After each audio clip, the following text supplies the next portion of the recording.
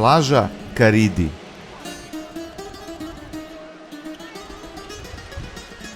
Karidi plaža je za naše turiste jedna od najpopularnijih na Sitoniji. Ponekad je zbog toga velika gužva.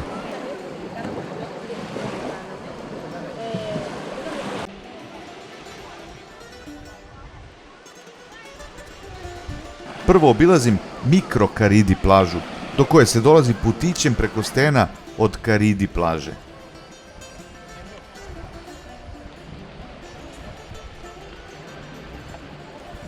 Na toj plaži je manja gužva, a veoma je slična Karidi plaži.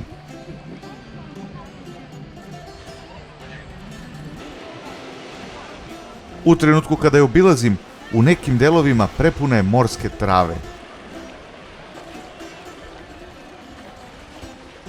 Između mikro Karidi i Karidi plaže prostire se interesantan stenoviti rt. Za one koji ne vole gužvu, ovde postoje mnogobrojne uvalice u kojima se mogu izdvojiti i uživati u prelepoj vodi.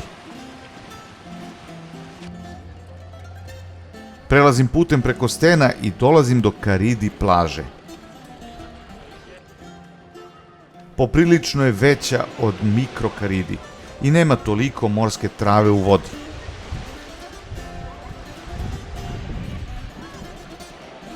Ovo je idealna porodična plaža, zbog vrlo plitke i tople vode sa belim mekanim peskom.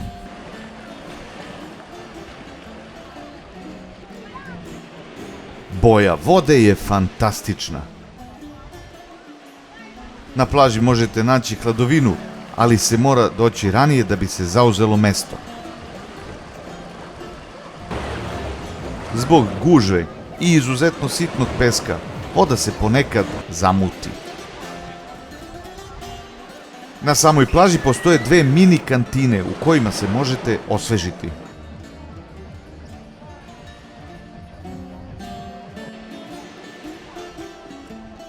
U sezoni je teško naći parking, a ukoliko ste ranoranilac, neće biti problema.